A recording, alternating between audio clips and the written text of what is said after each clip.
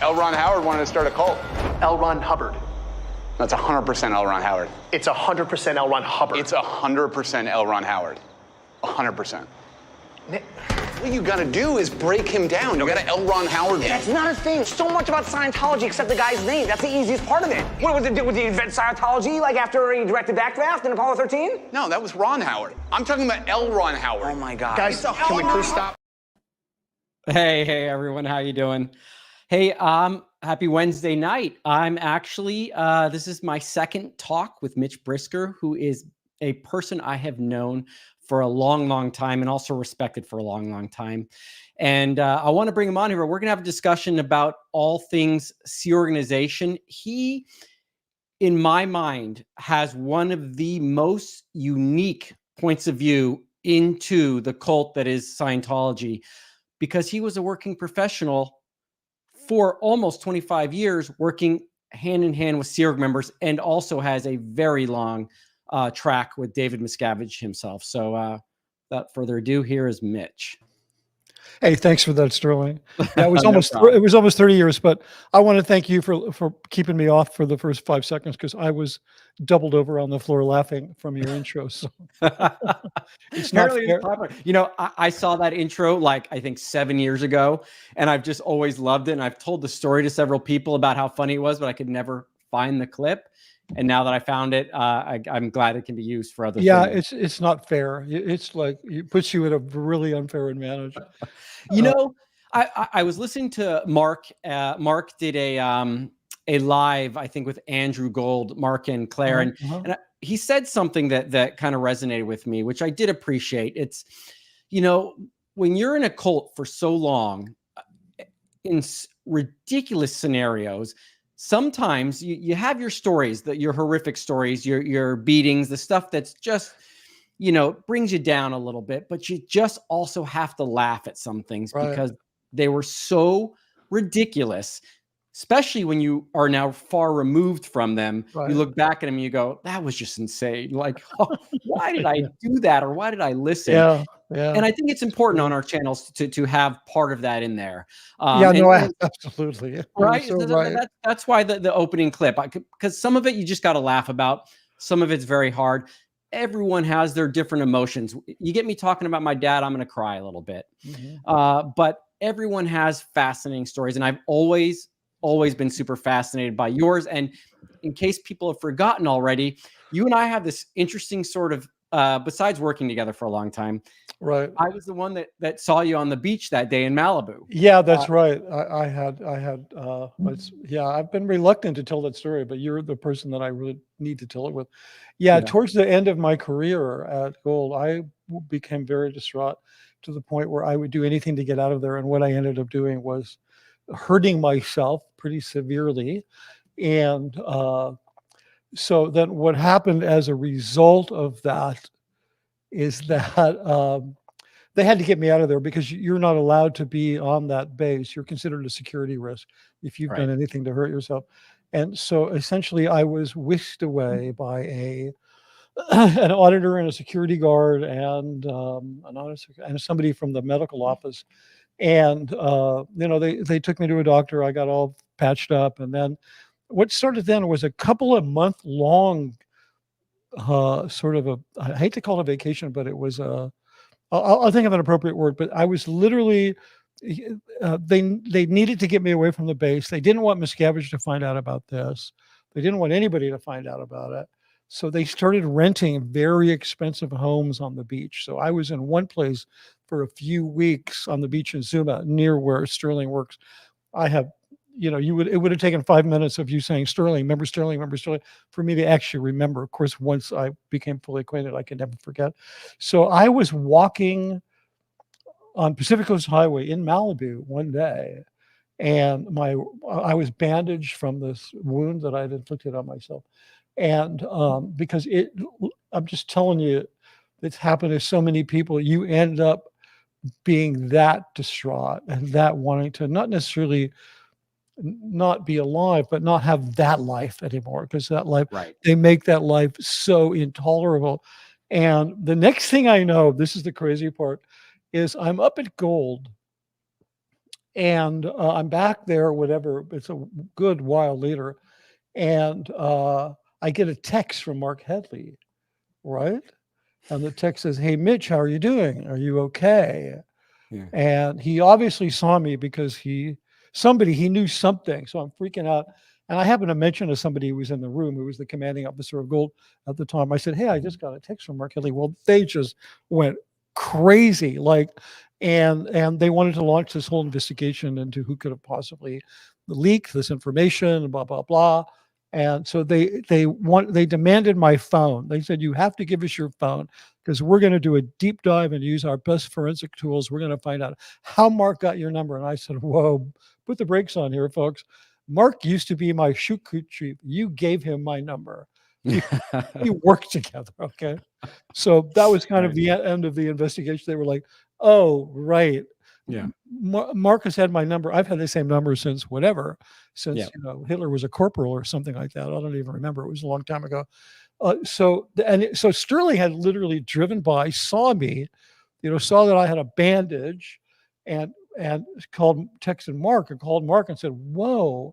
And I wish I would have reached out to Mark that day. It was a while before I did it, but so Sterling and I kind of have a connection because of that, because of that day. So that's the story.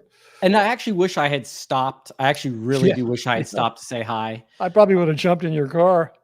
Right. You knew the people I was with, at least one of them. You knew the security guy. You knew Matt. I absolutely did. I absolutely did. Yeah, I'm sure you knew all of the people I was with. It would have been an interesting scenario. And even then, like even with Mark, I hadn't spoken to Mark in almost 4 years because I'd been over in Saudi. Really? Right. But I had his number. And so I was trying to think, I mean, in that moment, I was like, just going, I got to tell someone. I got to tell someone. Now, look, if I didn't like you, I probably wouldn't have said anything. But again, I'll go back to, I always respected you. And a lot of the moments that I enjoyed, which were rare and far in between at Golden Era Productions in the Sea Org, were spent on the set. It was a release from the normal day. It was kind of like time off, essentially, because you got to, one, contribute to the films, which was kind of fun, but two, you didn't have pressure. You were out there, you could be creative, and you were untouchable when you were on the set. You could not be hassled. That's right. You could not. Right. And Sterling, I'll tell you something, it kind of had the most religious atmosphere of any place on the base because people treated each other well. They were respectful. There was almost like, the ritual of filmmaking where you have, you're framing a camera and you have actors on their places and on their marks, and then you have a guy with a clapper, and it's all this kind of very structured ritual. It was like the best thing going out there. That was for sure. No one could yell at you once the clapper clapped, right? That was awesome. No, you're done. You blew a take. You're paying for it up there. Yeah, right. Exactly. Yeah, exactly. It's like $1 a second when you're shooting 35mm film. Yeah, right. Well, and the other, it's because I called you the other day to talk tonight. I've been, off the tube for a little bit, mostly because I've been busy. And one of the things that got me going, I need to talk to Mitch, was something my twin brother, Justin the Yeti, called me, and he was like, Justin is Dave Miscavige's nephew. I mean, he knows the entire family. He grew up essentially as a Miscavige. Dave was his uncle. And he's like, he still is, by the way. What? He still is his uncle, right? Well, not officially. Oh no, because he was an uncle-in-law, right? Exactly. That's right, not officially. Right. And he goes by, he uses the Tompkins last name again. But he said to me, he goes, I've been watching, he watches all the channels, and he watched your interview with Aaron, and he watches your interview, and he's like, Mitch knows Dave way better than I ever knew Dave. And there's levels of knowing Dave, right? So Justin wasn't there when the beatings started. At least he was not there when the beatings became much more public. Right. It was still kind of a well-known secret at the time when Justin left, because I believe he left around 2000. So he didn't get to see that side of Dave, really. He knew there was a vicious angle to David Miscavige, but he never got to see that. As far as he was concerned as a nephew, I mean, Dave was very polite and kind in most cases. Right, as all psychopaths can be. Right. And even Jenna, who has a long experiential track with Dave, and obviously when Biddy and Ronnie had left, Jenna felt the full brunt of pressure and antagonism from Dave. But I don't think she also got to see that side of Dave as much because she never worked with him. Now, I worked with Dave, and to be clear, did not work directly underneath him. I was just in a position enough to be in his vicinity and see how he treated other people, and also did get to see him hit several different individuals. But you have such a fascinating take on this. And I've loved watching your interviews because, and I'm going to ask a few questions that I've always wondered about your relationship with him and your relationship to the Sea Org, because think about this young kid on your set, and he's looking at you and he knows you're a professional. He knows that, you're paid more money than us, which I don't hold against you, obviously. I mean, it is what it is. But I was always fascinated. What was your take on that? Did you ever go, okay, I know Mark Headley's getting paid $46 a week, or maybe it was 32 at the time when we first started in the early 90s. What was your whole view on that sort of thing? Like, did that occur to you? Did it cross your mind? Yeah, absolutely. Sense? Yeah, absolutely did. No, I understand your question perfectly. If that's not a bad place to start, I've been thinking since I spoke with you how to even get into this conversation. But sure, why not start there? Yeah, absolutely, because that thing's really obvious. I mean, the first film I ever worked with him on, the first time we were on location, and we were next to some park, and there was an ice cream parlor, like a 31 Flavors or something, and it was like 100 degrees out, and I went over and I said, I'm going to go get an ice cream, and I noticed that the entire crew's hanging outside because none of them could afford to get an ice cream. And in a situation like that, when you're like, you got to hold a dripping ice cream cone in your hand, and the guys you're working with, like, they can't even, they're just waiting for you. You got 25 people waiting for you to have an ice cream. It's pretty obvious. It's pretty hard to miss that conversation. Right. So, basically I did a quick head count, gave her my credit card and said, well, give me 23 ice creams. And I walked out and I said, go and get your ice cream. So, little did I know. Aware. Yeah, I was totally aware. I mean, I used to joke with them. Like, sometimes people would say, "God, you're paid so much more than us," and I would say, "Yeah, but," and then I'd rattle off all of the things like, a family of four, healthcare, 35% tax bracket, living in Los Angeles, very expensive, no fringes, no pension, no welfare, no retirement, no nothing. Because they would never go for anything like that. Plus, I'm working at a huge discount on what I would be making for equivalent work.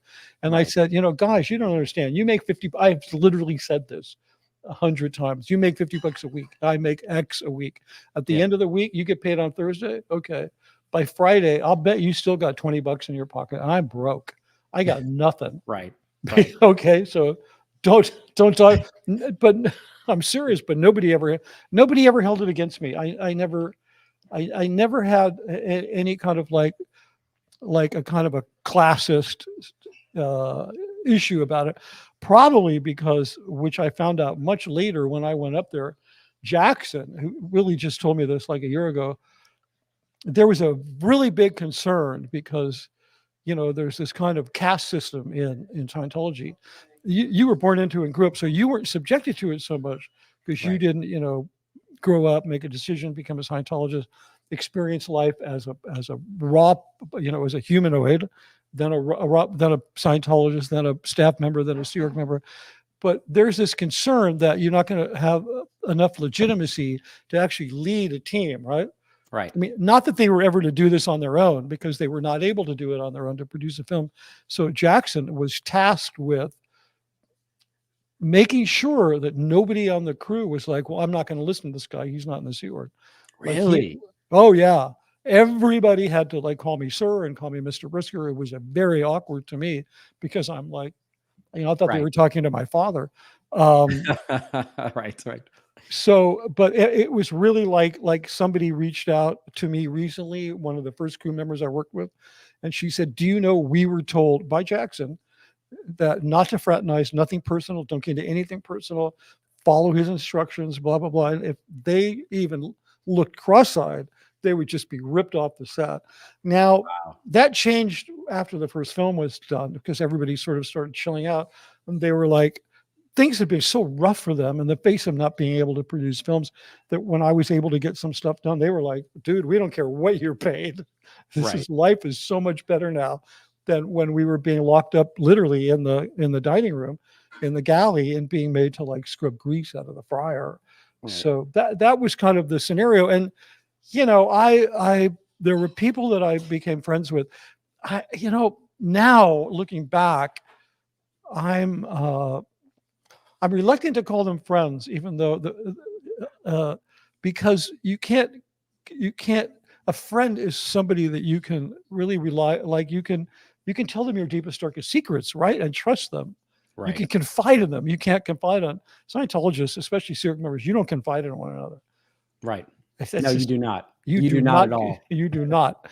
Now people leave, and like I would confide in Sterling. I would tell him something like, Sterling, I need to tell you something.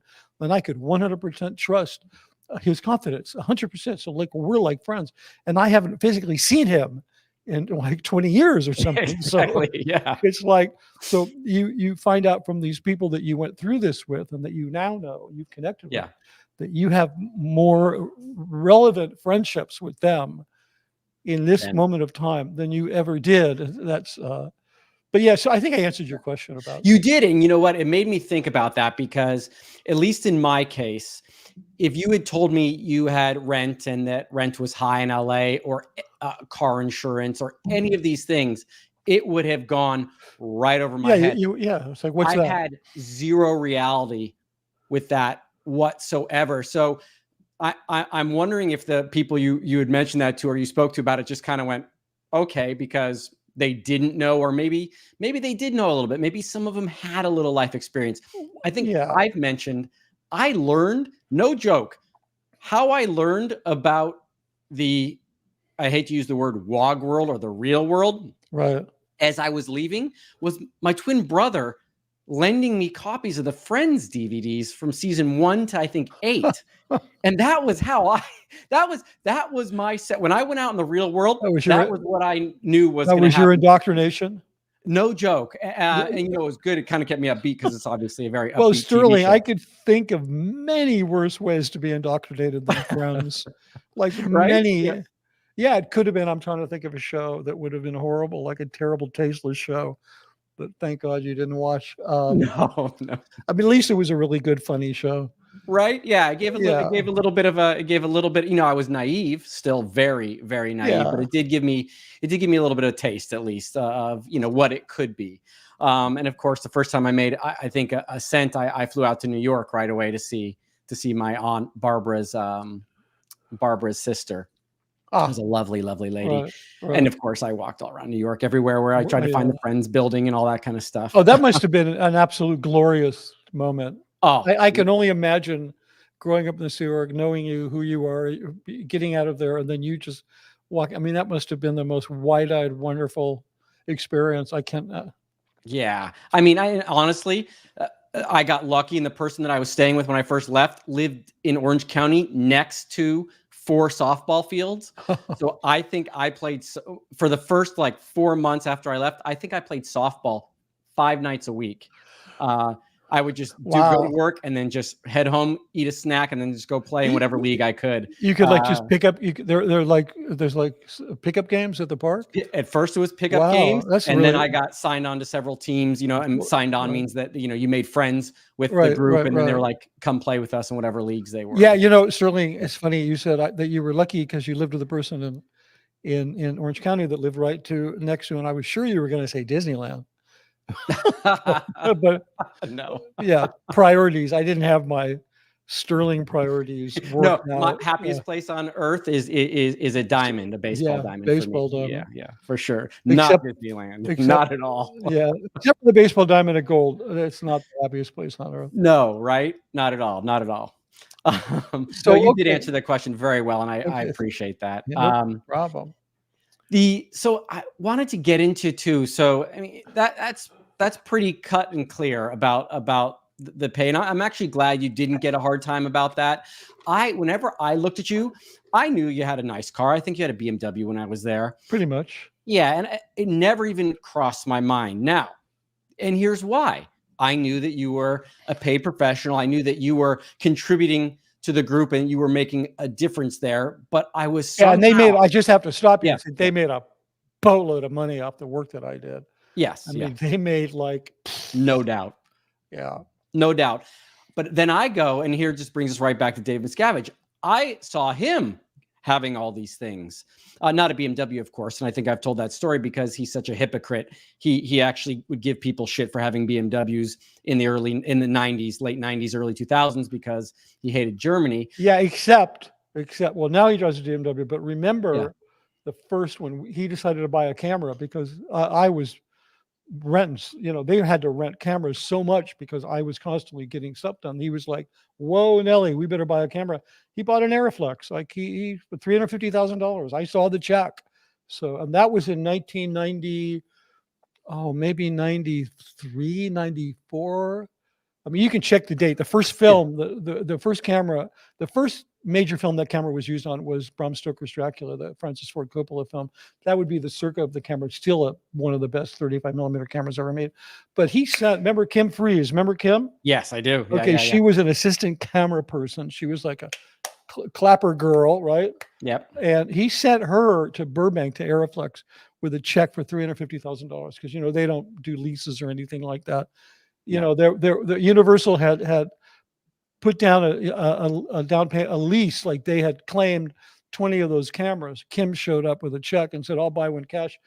We got one of the first ones that anybody got before the studios got them, because Miscavige, he wanted to make sure to always buy the best shit, but he also wanted to be able to brag.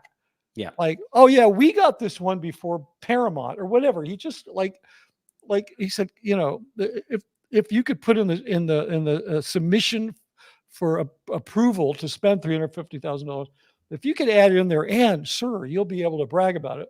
That's a done deal. Yeah, right. If you could stroke his ego a little bit with it. No, he was he was like that about everything, if I remember. I mean, even his own photography, even his own cameras. That was a nonstop. He had an insane collection of cameras.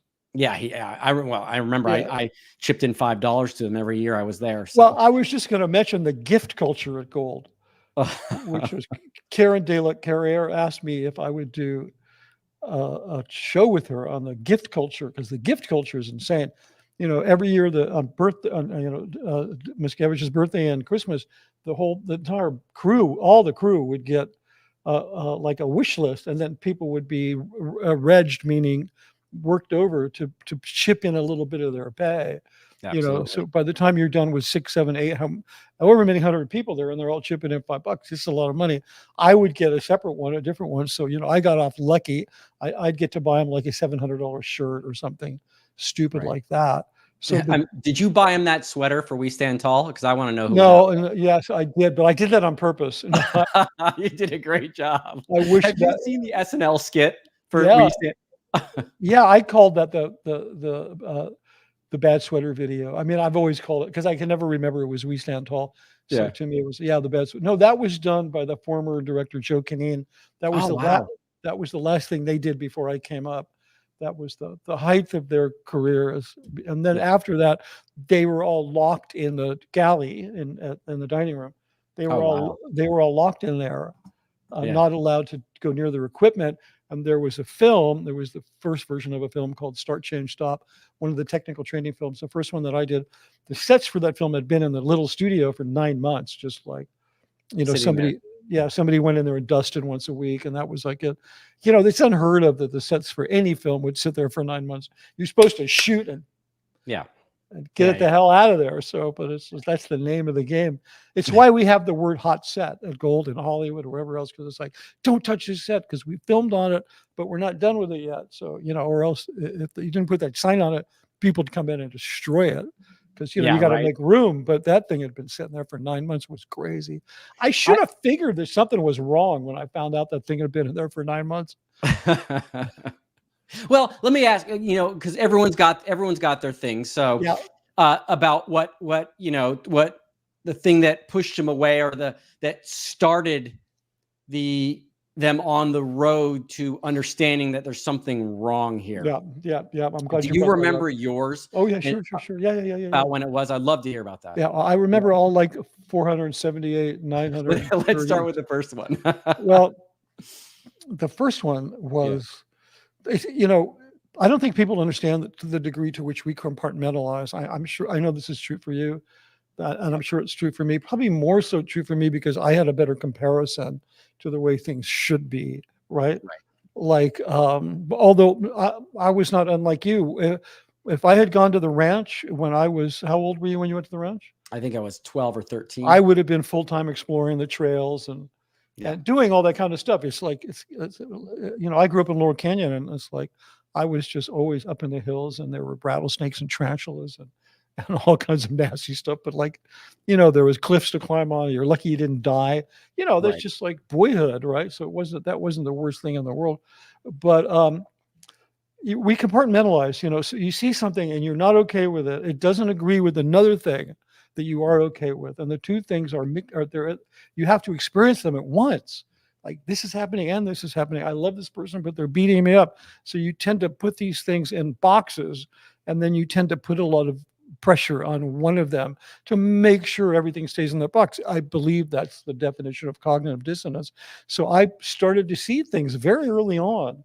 But because of the importance of the mission and the fact that once I completed a film, David Miscavige took my name, a little piece of tape with my name on it, and he put it up on their org board, their organizing board, Right. which is a thing which defines the structure of every Scientology organization. Everybody in Scientology lives by this. Where you are in the org board, that defines your job on staff, especially in the Sea Org, it defines your identity, because your identity was, you were a tree guy. What was your post when you were doing cheese? Because I know you were in CMON. You had a lot of different and actually, jobs. Joe Canine, by the way, Joe Canine was the first trees I see on that property. Right, which when he got busted from director, then he was actually a pretty talented guy, and he wanted to be successful, so he became successful at trees. Yep. But he was trees, like that becomes your identity. Like when Yes. you were in CMO or CMO Gold, which one were you in? I forget. I was in CMO Gold, but I was actually briefly in CMO for about 3 weeks as Right. the WDC Gold MAA, believe it or Right. not. So you were the you were the Gold MAA WDC. That was your identity. Yeah. Oh yeah. Yeah. Yep. Like big time. Like, so, but my point was, he stuck my name on this org board himself personally. And somebody came and got me and said, "Oh, you got to see this. You got to see this." Miscavige, he personally put you on the org board. Like, that's a big deal, right? And I looked at it and I'm like, I am screwed. I am not getting out of here, because what that meant was the only way I could get off that org board and continue on with my career was, because I only had a one film commitment, was to take my name off that org board. That's a crime in Scientology. I would have had to have left Scientology to not. So I was always having to figure out, how am I going to navigate these waters? And then I had to literally take the red pill and kind of start to pop out of the matrix before I could realize that the whole thing was crazy. So that was kind of the first thing. My name being put on the org board was like, and that's funny, because that's an unsigned contract there, but you subliminally, you would have known at that particular point in time what that meant if your name was to be removed from that organization board. That meant, that didn't just mean that you weren't going to be a director. That could mean so many different things, running all the way down to disconnection from your family. Oh yeah, he took himself off the org board. Yeah, excommunicated. I mean, there's so many. Because again, it's almost like the equivalent of moving up the bridge to some degree and moving up the organizing board. You are still, as you move up, you're kind of locking yourself in more and more. You're making that escape door smaller and smaller and smaller as you progress up. Right. This in this case, the escape door was made smaller for me. Yeah. But yeah, so right up, the way that it works is that the organizing board in Scientology is 7 divisions, right? And if that's consistent across all organizations, it even applies supposedly to individuals. You could take your life and you could organize it into 7 divisions. I don't suggest you do that. Please, but no, do not do that. Yeah, that's a form of torture. It is, but it's also that there's, I don't know, this is a whole nother conversation, but life is, one of the great things about life is that it's a mystery. Yes. And you need to embrace that mystery and somehow within it find your identity and where you fit in. And You're not going to be able to do that in Scientology. But yeah, but so then you have the 7-division org board, and in a regular church, like say Celebrity Center, that division 4 is the production division. So they produce the product that keeps the org going, right? That they exchange with the outside world. So in the case of a regular church, like an ideal org, that division 4 would be auditing, training, all those kinds of things. That would be in division 4. But now Gold is not it's a production division. It's not a service division. It's not selling services. So at Gold, division 4 is the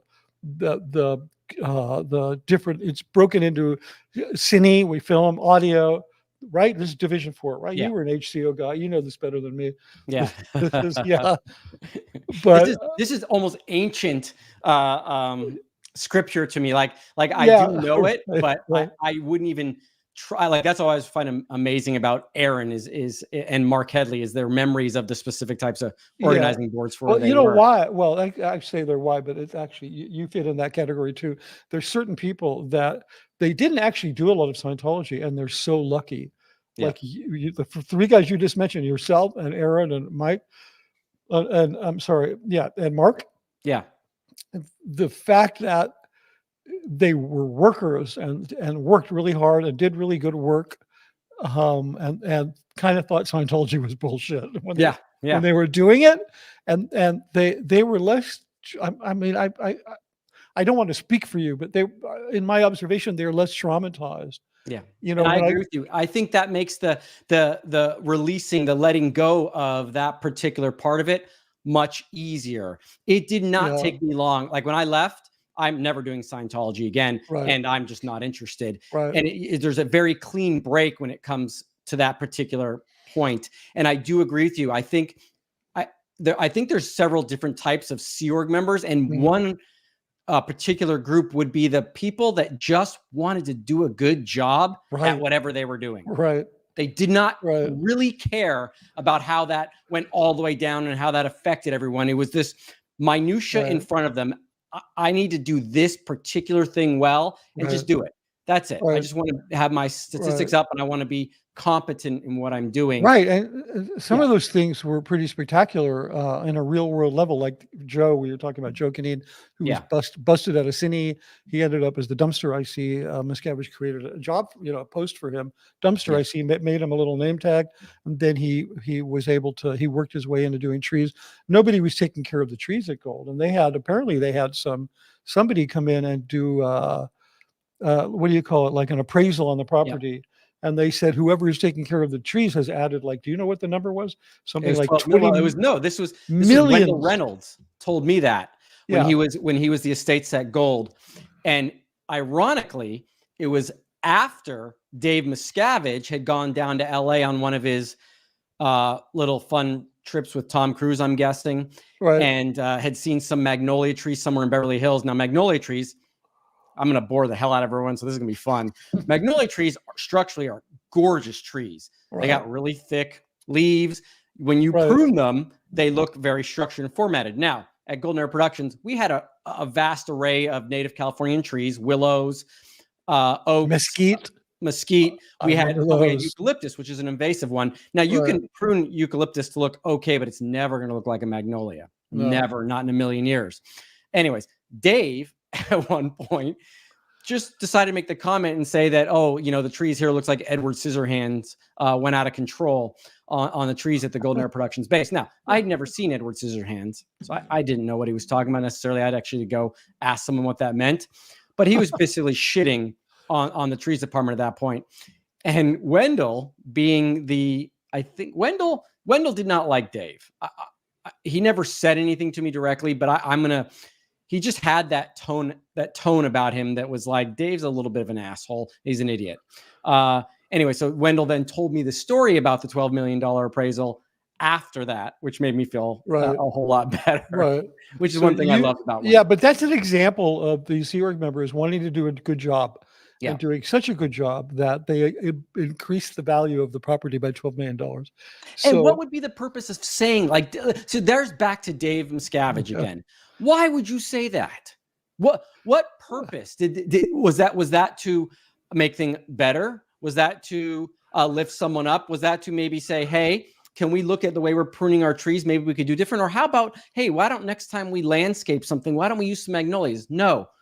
Yeah, absolutely. His sole purpose is to belittle individuals and make them feel bad. That's what he did as a regular norm to good people, to people you've known, to Jeff Hawkins, Mark Headley's, and we could go on forever. But oh yeah, I mean, all the people, most of the people, the whole first generation of people that I was friendly with and that I really admired, and that made it feel like, yeah, okay, if I'm having a bad day, maybe it's just me. You know, like Mike's mom, she was like, you look at Rosemary and you think, well, she's okay with this. What is my problem? Right. These were like really good people.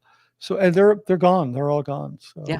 Yeah, they're all gone. And you know what? Again, I've listened to a lot of your conversations. I've listened, I think, every one of your conversations. I've not caught up on the films yet. Yeah. Okay.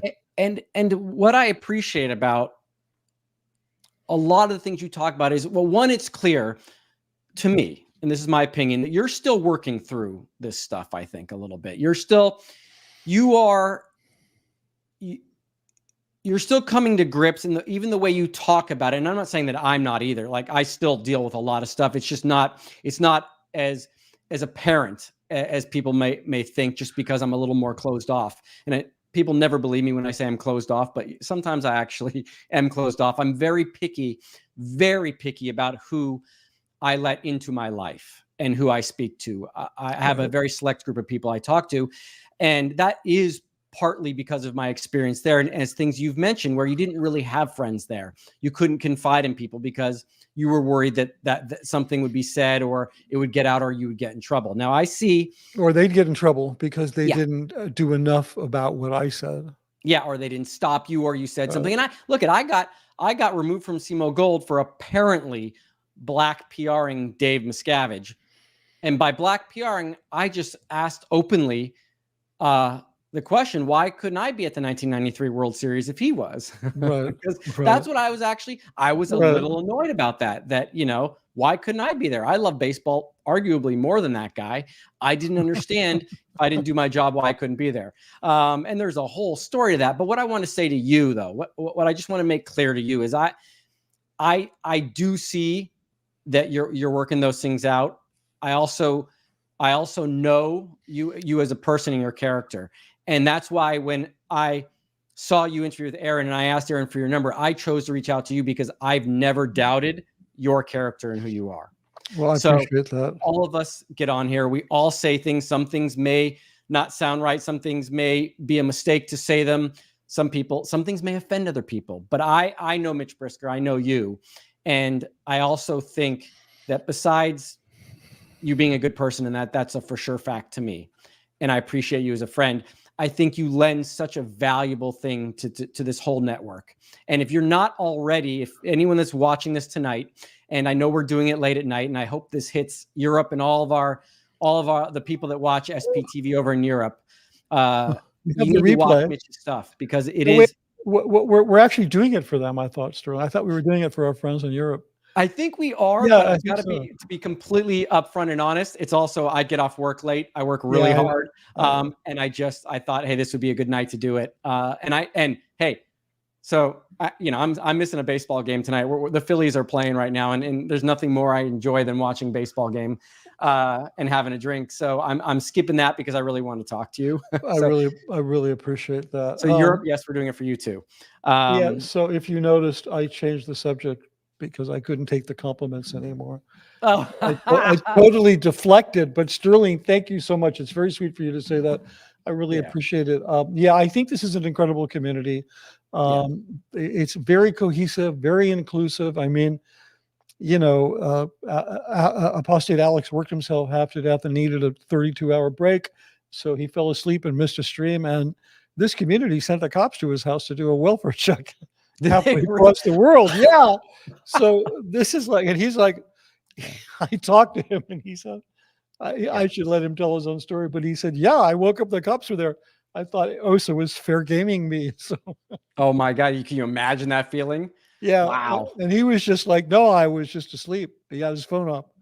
So, Well, but I think that we have to, when I heard that happen, I had to acknowledge that this is an amazing community that cares about the members of it so much that they would even, somebody probably in the US called London and said, hey, wow. can you go to this guy's house because he's MIA? So yeah, it's Right. pretty cool. And I think we're doing a good thing. But you were talking about, for me, is it helping me? Absolutely.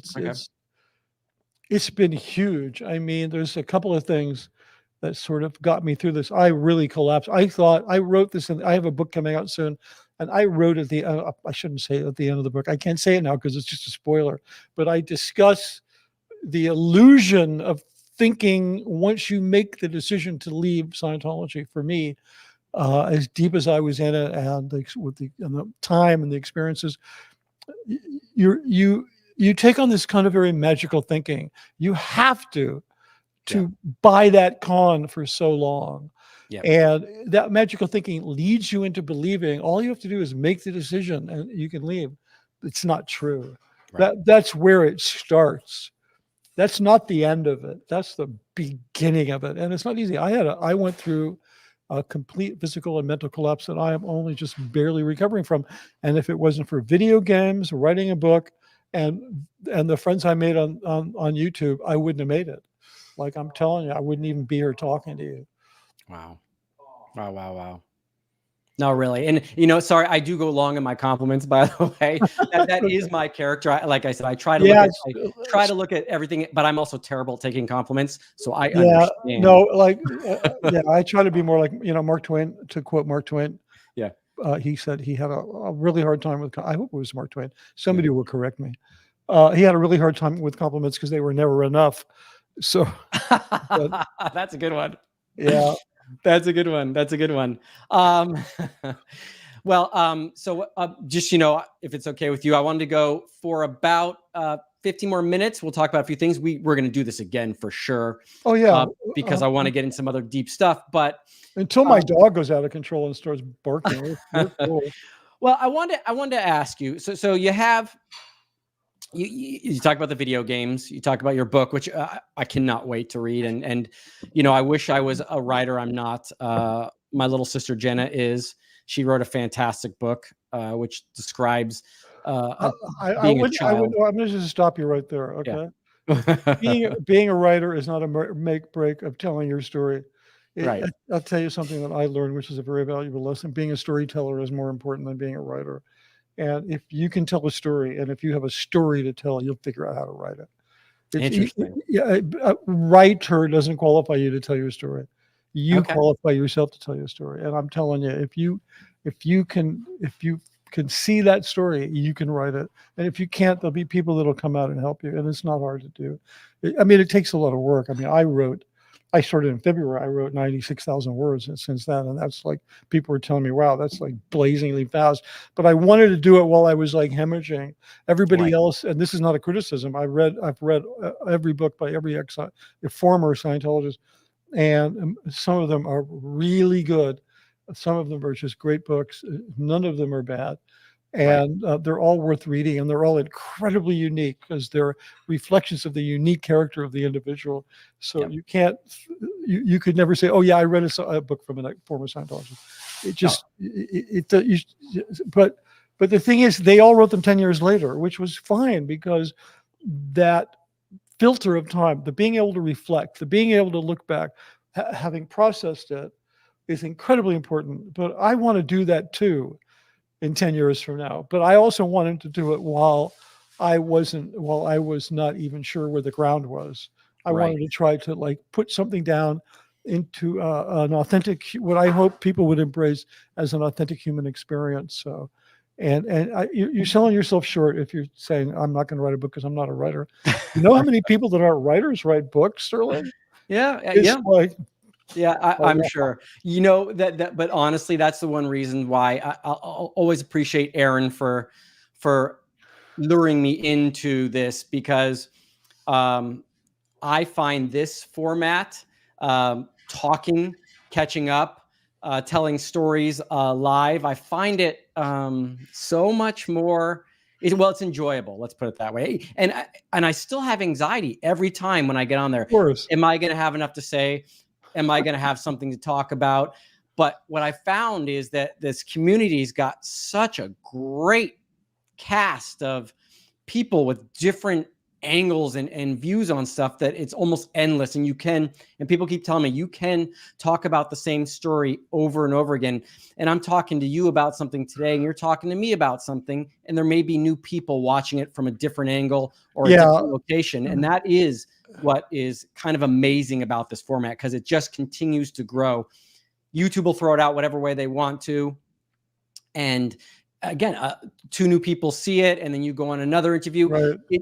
It's almost like it's so fun to see what the result's going to be just from the interview tonight. Who's going to see it? Who's going to make a comment? Well, yeah, I have to say that I was actually talking with somebody earlier. Maybe I was talking to Mark about the number of websites. Yeah, I was talking to Mark Headley. If you counted the number of actually individual websites that the Church of Scientology has planted on the internet, and I'm not even counting the hate sites, the Stan League sites, all the stuff they've done against all the quote unquote SPs. Yeah. I'm talking about just that this is who we are. We're the Church of Scientology, all of its affiliated churches and groups and missions and groups, Narconon and social betterment programs. If you count them all up, the Church of Scientology has occupies more real estate on the World Wide Web than any other entity in the entire world. I know this, and I feel this because I was there in 2008 when Anonymous happened, and we were building this, and they were paying hundreds of thousands of dollars a month to hire the best architects of reputation management and the best architects of search engine optimization, and people that had worked for Google and went to college with Sergey Brin and his partner who founded Google. I mean, there was no end to the level of contractors they were hiring.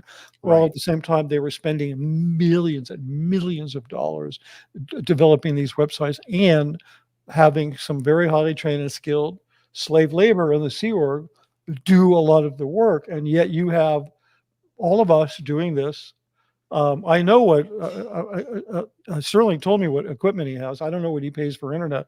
I know what he spent. It wasn't much. Okay. Yeah. So he didn't notice it. Like it just went on a credit card. Same for me. I haven't worked in 2 years, but I pulled it off. And this whole community has spent like nothing. And yet there are more eyeballs on us and more people want to hear from us than have ever wanted to hear from the Church of Scientology in their entire existence. So it's a pretty amazing phenomenon. And most of these people are not, they're mostly what they even have identified themselves as the never-ins, people that were never in Scientology. There are people that love true crime. There are people that have had trauma from relationships or other cultic relationships or high demand groups. And Scientology is by far not the biggest. I mean, there's bigger cults, no offense to Mormons, but they do have some issues, and they have $300 billion. Scientology's only got $3 billion, and on and on and on. Yeah. But there's so many people who are interested in Scientology today because Scientology today, in addition to being a bottomless pit of hypocrisy, it's a worldwide crime scene that's unfolding in real time.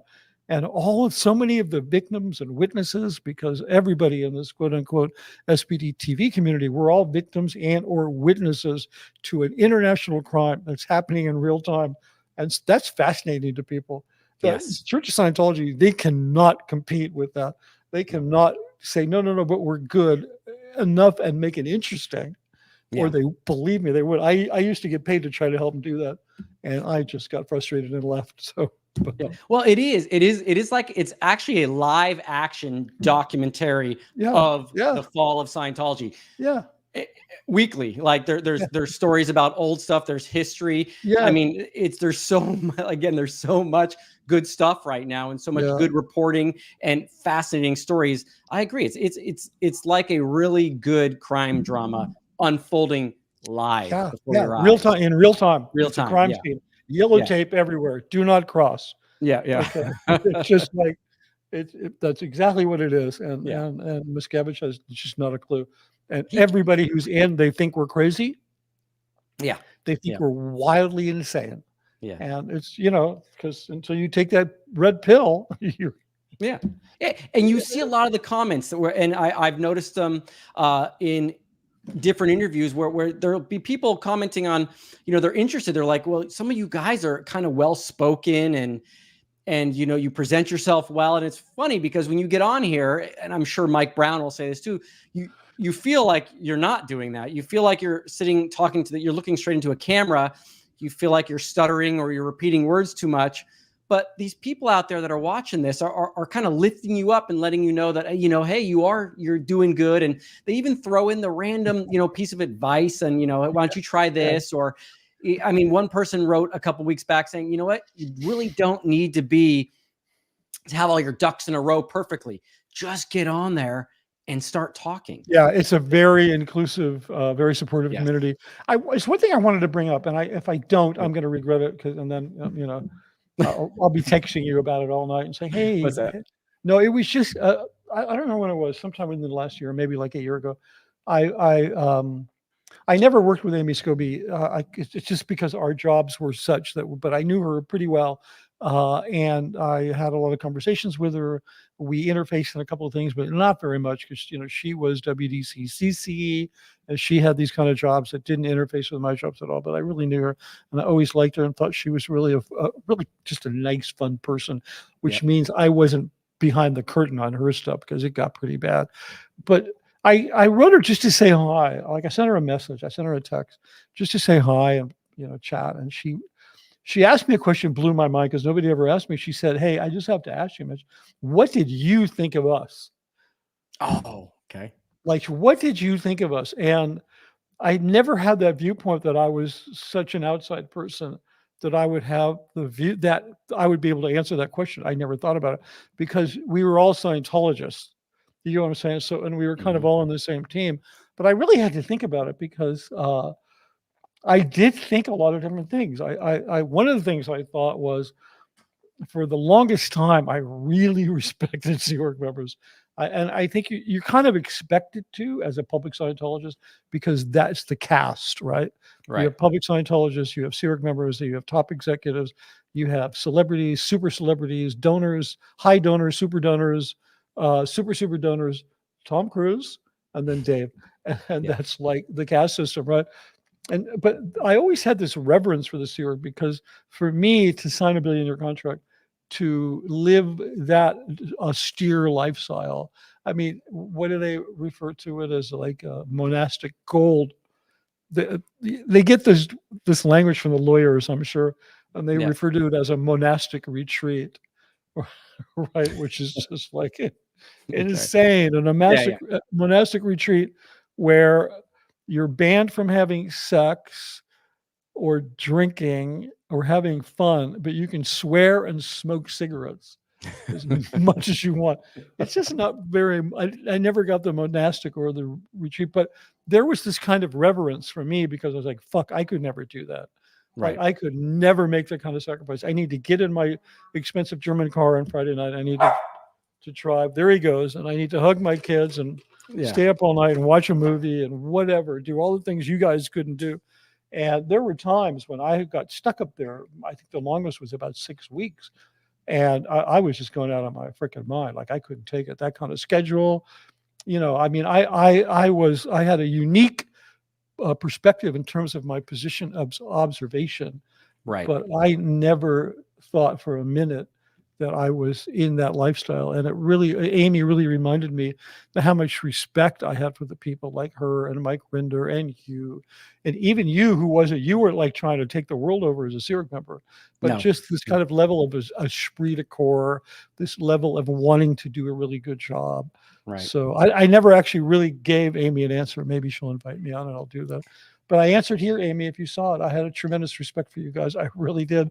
And that's perfect. That's such a perfect answer because that's kind of what we were talking about tonight. And I think in the future, I would love to have a conversation with you about this because you had mentioned about the positions on the org board and stuff like that. And how that's how you looked at other people. You looked at Sea Org members with the reverie, the respect. And it's interesting because like from my point of view, Gold in base was my group. Right. Pack would be the other people. We kind of look down on. Yeah, I would naturally, and I hate to say that, and I'll be completely honest, I would look down on Pack, and I would look down on anywhere else. It was our group. but I wouldn't look down on you, which is an interesting scenario. But I'm betting that some people maybe did there. But they kept it quiet. They had to. They kept it quiet because there was Peter, who was a music professional that was there as well. He was a mixer. Not Schless. He was a. Oh, Peter. Yeah, Peter. He tragically died of cancer. Yeah, nice guy though, because I worked with Steve Marlowe for a while. I got to meet him. I didn't look down on him. I thought, hey, this is cool. No, because we really wanted to be there. Yeah. Like we wanted to be there working at Gold with the Sea Org. Right. We wanted to do that. I didn't want to be with the Sea Org, but I considered it a privilege to be working with the Sea Org. As a Scientologist, that was a big deal. And then as years went on, I mean, I never intended to do it for as long as I did, but as the years went on, and people would say, people at Gold, people I knew, friends of mine, would say, wow, you're not public and you're not Sea Org. You're like living some weird kind of Twilight Zone. And that was very true. That ended up becoming a very difficult, very complicated kind of life situation to navigate, because it's not a good mix. And I knew it from the day that I set foot, when I started working there. I knew this has got to be a temporary thing, because it's not good for me and it's not good for the crew. They need somebody to help them get films going. They don't need a well-paid somebody who makes many times more than they do to do a job that Hubbard expected them to do. Right. There's always an underlying kind of attention, even if nobody notices it. It's like a bridge which gets so much traffic, and all the vibrations from the trucks slowly eroded away, and then one day it collapses. That it's the same kind of phenomena, that there's always that sort of unspoken thing that it's like sand in the gears. And so, but it never, finally I was able to train somebody to do what I did. And then because I always thought if I trained enough people, if I got them up to a certain level, I could sneak out the back door, because I was a loyal Scientologist. I'd be able to sneak out the back door, and the Gold can carry on in perpetuity making high quality films, which they can now, and they do. They no longer have the importance in the world of Scientology that they once did. Because Miscavige took that away. Gold is now, and I've said this recently, it's a backwater production facility that still performs an important task. They do the ads for the Super Bowl and stuff for the TV station, but they're sorry. Well, I think Scientology and the Sea Org would be unrecognizable to someone like me who left in 2004. Oh yeah, you probably you when would. You were explaining SMP and who he's taught, who Dave has as his henchmen, and who besides Molly, I don't even know any of those people. I knew Henning Bendorf. I knew Lisa Schroer. I knew a lot of people way back when. I mean, unrecognizable. Yeah, Lisa was Lisa, who'd been busted out of CMO. She was a CMO, HCO, chief CMO, I think. Yep, something like that. Which was Mike Winter's old job.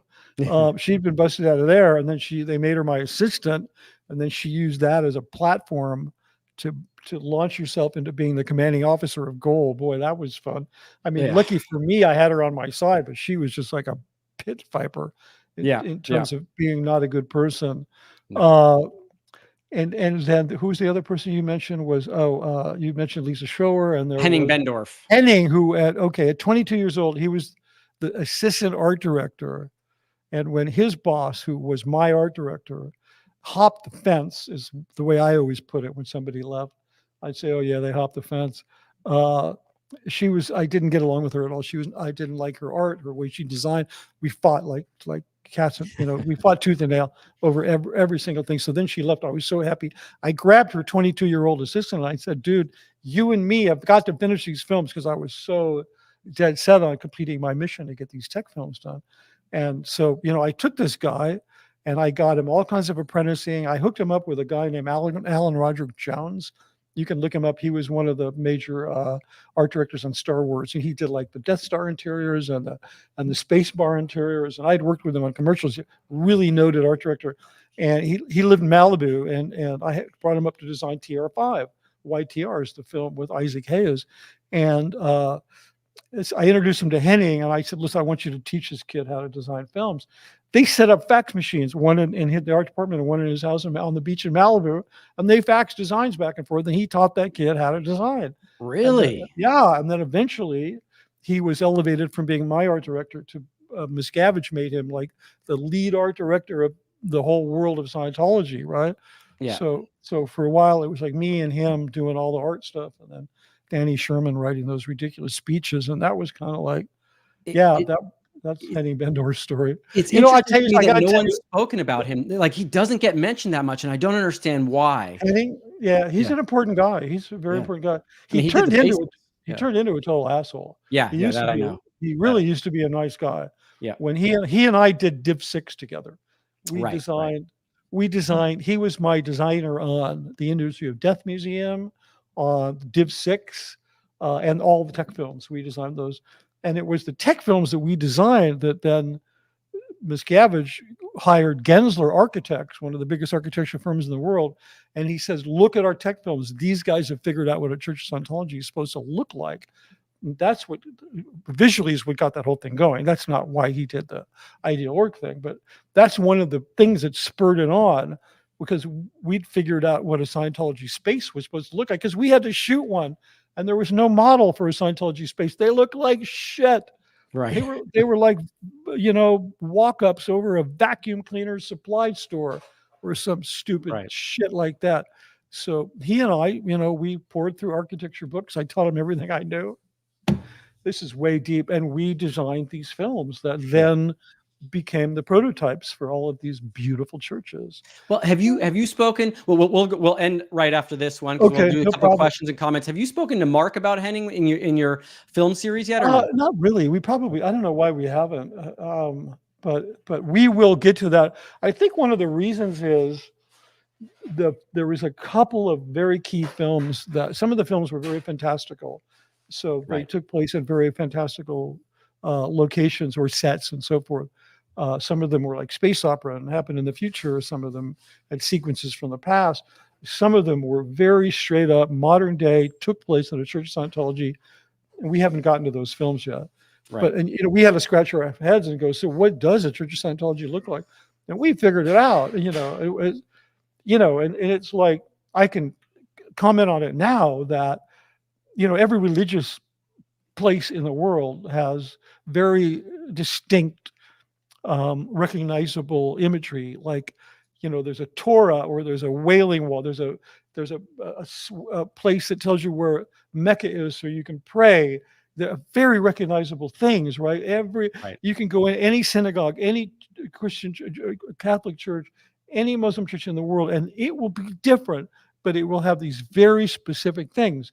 You can go in any Church of Scientology in the world, and it will have a bust of L. Ron Hubbard and a reception desk and a cashier. Okay.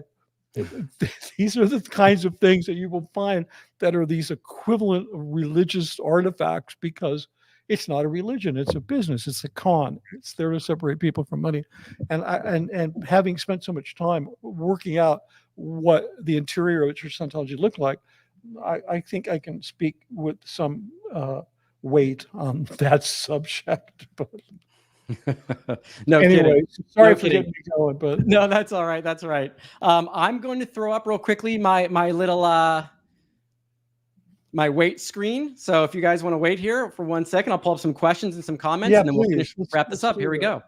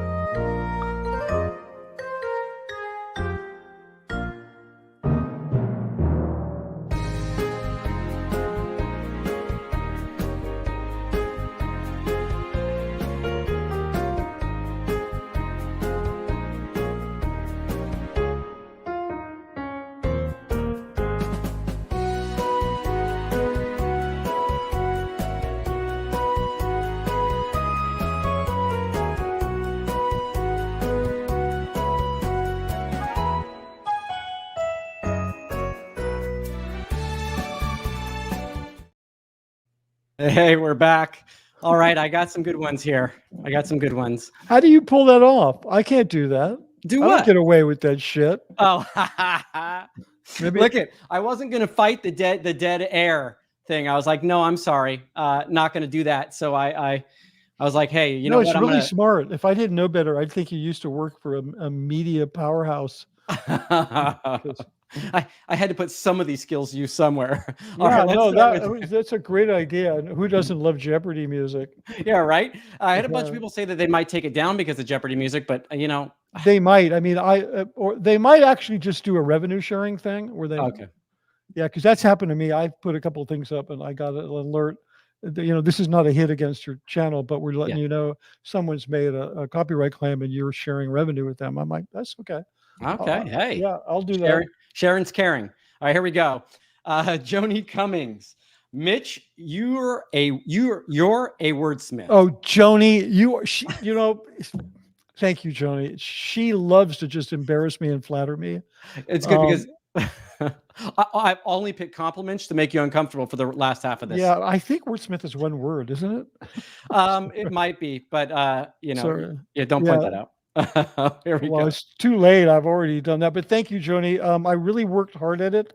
I even in my final 2 years at Gold, I made them, I said, we have to start writing all of our scripts, new stuff, in genderless pronouns, using genderless pronouns. And that was a tough battle. And I won the battle. I'm sure they've reverted. You know what I mean? Like if the new stuff, I said, like if Hubbard said humankind, I mean, mankind or whatever, we're not going to change it because Hubbard said it. But if I'm going to write humankind, mankind, I'm going to write humankind. Okay. We're going to get rid of all these genders because we really want to speak to everybody. Yeah. And I was really just doing it to push their buttons. But I did get them to agree. And the people that were writing with me and under me, they did it. They all had to do genderless pronouns, which I don't think they understood the concept really. No, I don't think so either. Well, no, I explained it to them. Jane Austen is one of my favorite writers, and in Pride and Prejudice, whenever like there's a character reading a letter, and the letter is from a person of an unknown gender, so she would refer to them as them, because she didn't know what they were. And I'm like, guys, this is good enough for Jane Austen. Like, it's the least good enough we for can you. do. So. Yeah, it's good enough for us. So I'm a big right. proponent of genderless pronouns. Chaz B. Why is Scientology? Well, okay. I'm going to read it as it's written. Why does Scientology seem to be a very cuss word oriented? Oh, why do they swear so much? Yeah. I'm wondering if you have an opinion on that. I really don't. The funny thing is that, well, I think because Hubbard did. Okay, I've heard that he just swore like nobody's business. But then he was also quoted as saying that swearing is an indicator of a small vocabulary, if I remember. Right. As a matter of fact, I once read something he wrote about a script. Somebody had written a script, and not a staff member, a SEERC member. And because I was reading everything he'd written about script writing, I'm going to this stuff, and he's writing about this person's work, and he describes his reaction as a wall of profanity. And I thought, wow, that's really good. I actually used that. Rather than swearing, he said it was a wall of profanity. So he used to say this kind of anti-profanity type stuff. But from everybody I know that worked with him, they're like, nah. Then they're having to cut things out of lectures of him saying racist things and blah, blah, blah. I don't really know what it is, why they swear. They don't do that. But here's the thing. Think about this, Sterling. If you go into a service org, you're not going to hear that. Maybe behind the lines, right? But not because they're so public facing. But at Gold, we were like, no one was getting through the gate. No one was watching us. Yeah, I think it was part of the whole sailor routine. To be honest with you, I think it was really. This is my opinion. Like, we're the rough and tumble, we're the tough guys. That's true. We're sailing. Yeah. We're basically sailors on a boat, essentially. So we cuss like sailors. That's what I always. Oh, that could be. Yeah, except sailors also drink a lot. No, look at it. To be clear, I think I told this story with Aaron once. I was talking about a friend of mine when I was out here. He was trying to understand Scientology and the Sea Org, and he was like, "So let me get this straight. You were in the Sea Org." Yes, it's an organization that has the word "sea" in it. Yes, you were in there for how long? I said, about 15 years. He goes, how much time did you spend on the sea? I said, I visited the Free Winds once. He goes, you got screwed, dude. You didn't get any of the perks of being on the... No, none whatsoever. All right, here we go. We got... I think you're right, though. It's the tough guy thing. It's like, we're tough. We swear. Yeah. One of DV Survivor, Johnny Depp's randos. I only put this one up because this person obviously knows me a little bit and knows you because he put a cookie in front of my name. Thank you very much. He put a camera in front of yours. All right. So, thought that was pretty nice. Okay. I think this answers your question. Jacqueline Lech. According to Google, Mark Twain said that he could live a good 2 months on a compliment. Yeah, listen. Yeah, no, you're right, Jacqueline. And thanks for pointing that out. I have to tell you that I'm kind of famous for distorting these things and twisting them into my own words. So yeah, you're right, because I did revisit that quote, and he said I could live 2 months on a good compliment. And I think it was somebody else who said that I hate compliments because they're never enough. I mean, I was always butchering. Orson Welles has one of my favorite quotes is an Orson Welles quote where he says, well, of course, if you want your story to have a happy ending, it just depends on where you end it. And then I would always turn that into, well, if you want to have a happy ending, you just have to stop the story before things get fucked up again. So I have a hard time sticking with the actual quote. I think Winston Churchill probably would sound more like the first quote you had. Yeah, exactly. Yeah. All right, here we go. This one, Adrian B. at Mitch Brisker. I get the feeling that you had to carry so much on your shoulders, including protecting the base members who worked around you. So heavy and heartbreaking. Yeah, a little bit. I mean, one of the reasons that I stayed, and we didn't really get into this, but when I actually saw the kind of emotional terror that the crew, some people that I really cared about, were subjected to, it put a damper on me. Like, I'm just going to leave. I'm going to get the hell out of here. Screw it. They can just do this themselves.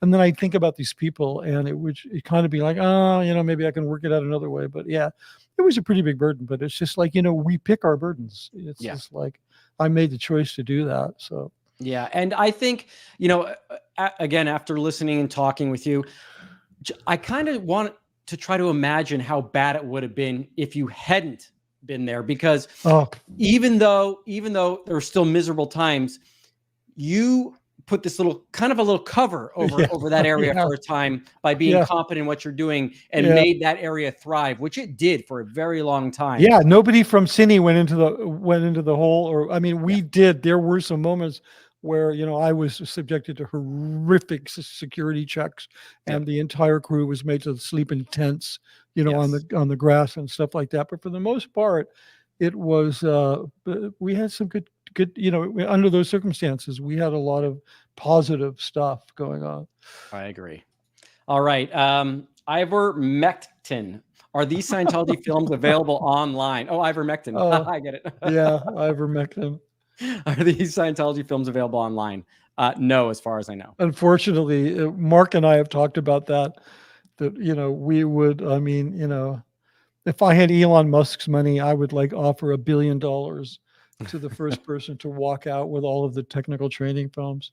I would love to see him just for the memories of it alone. Yeah. And some of them we shot 2-3 times. So it would be really, I'd like to intercut them all. Yeah. Right. Yeah. You could do a show. Okay. Mr. Crow, has Mitch mentioned anything recently on when his book is coming out? Oh, thank you for bringing that up. Yeah, I've been a little remiss in not keeping everybody updated. Okay, so I have a release date. It's in November. I'm going to be announcing that soon. Within the next couple of days, the manuscript is completed. It's about to be turned over to the designer. I have an unbelievable designer who I'm not even going to get into anything about who that person is or who did it. I'm just going to say I'm incredibly lucky to be working with somebody. So it's being turned over to a designer. The cover is complete. I'm going to do a cover reveal within a couple of days. I'm going to announce the actual release date. I'm trying to do something special with it, partially because of the title, Scientology, The Big Lie. I'm trying to, if you publish your book on Amazon, it's not going to get into bookstores or libraries because bookstores and libraries don't buy from Amazon. So the book will be available shortly for pre-order on Amazon.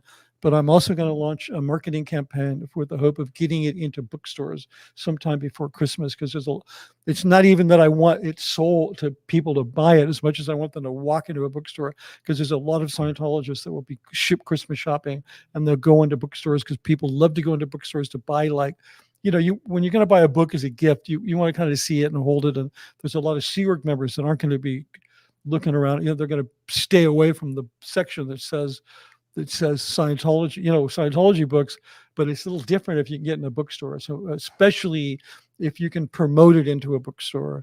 And, I worked on a campaign that sold 10 million Dianetics books.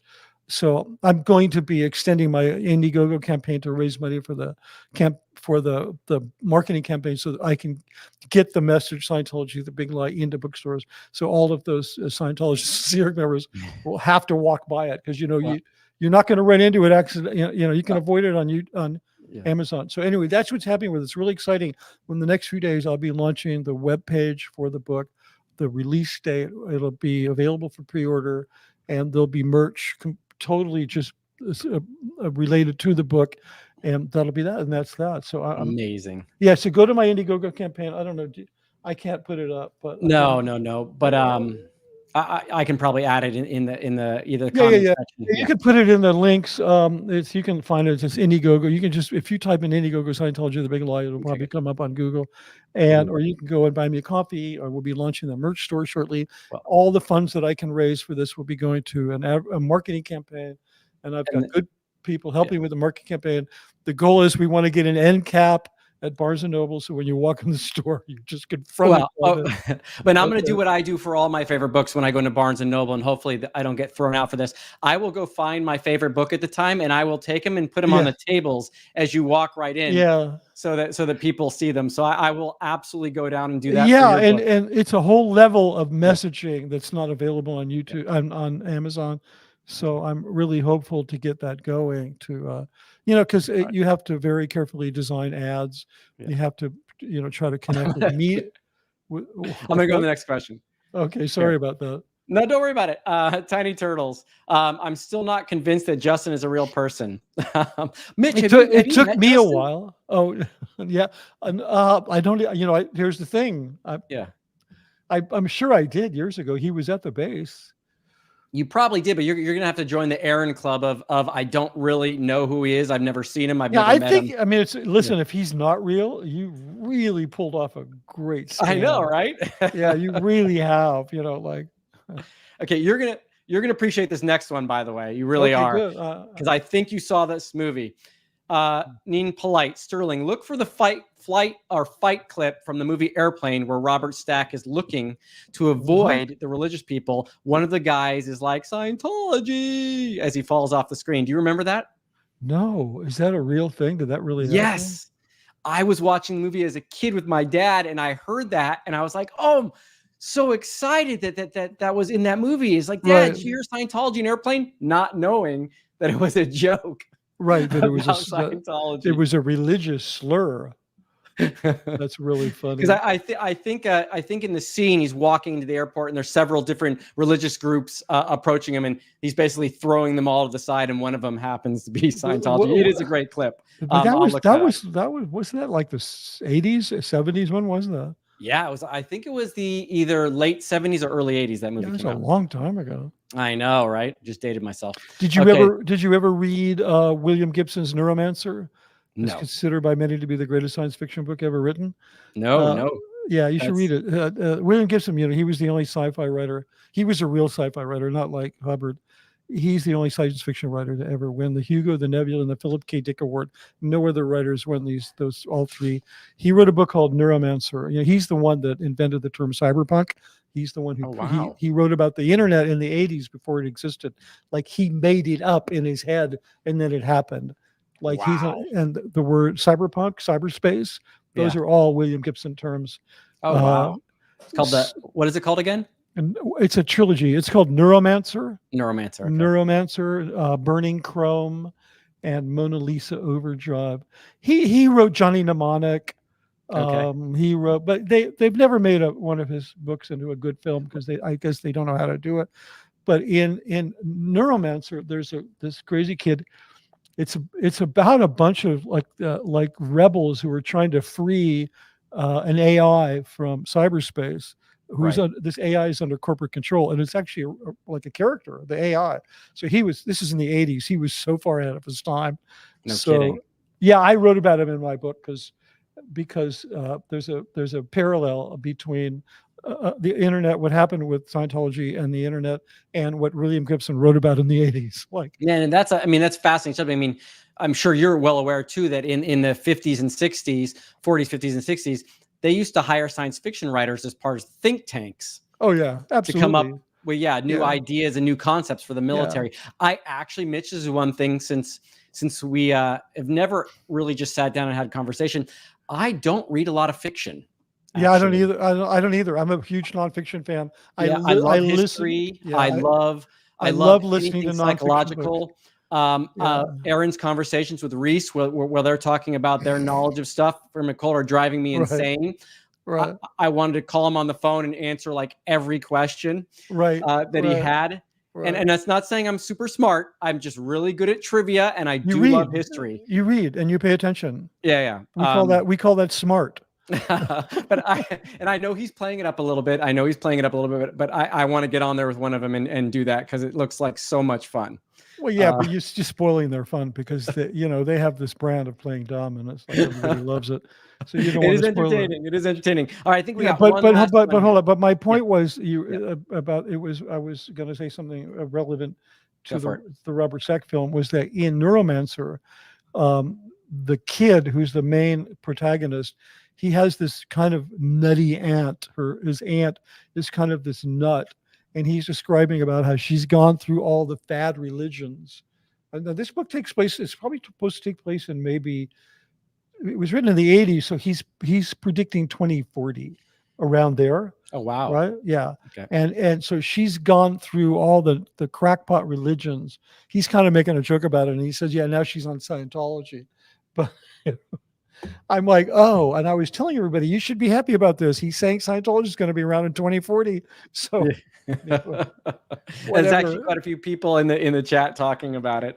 So you've just given some people some good new reading material. Oh yeah, I'm sure a lot of the readers put a 1 in the chat if you've ever read William Gibson. Yeah, there we go. And all right, if you've not read William Gibson, don't ever contact me again. I'm going to end off with one last little nice comment. Nina Polite, no question. Just want to say you're both awesome. Thank you so much, Nina Polite. Very much appreciated. Yeah. And thank you, Sterling, for giving me an opportunity to talk about my glory days working with the Sea Org, because it was Mitch, something else. No, thank you so much for coming on. We'll do some more of these because I always enjoy talking to you. You're very well educated. You're fun to talk to. I know I can learn stuff from you. And by the way, whatever I spent on my setup here, I want to point out that I got free advice from Mitch on how to light it and how to set it up. And look at his lighting, people. Look at this, man. He's completely pulled it off. And I'll just, and anybody out there, I don't care who you are, if you have any questions about how to light this kind of thing, you can email me at Scientology, the Big Light, and I'll be really happy to help you solve this problem or figure it out, because it's not hard. I mean, Sterling did it. No, but the thing is, anybody that ever worked around gold, they're a bunch of gear Nazis. They have a very high standard of what quality is. So, it's like, congratulations, you really pulled it off. Thank you so much. You're a credit to your last lifetime. Thank you so much, dude. You're welcome. All right, man. I'll catch you later. Good night, everybody. Take care. Thanks, Sterling. See you later.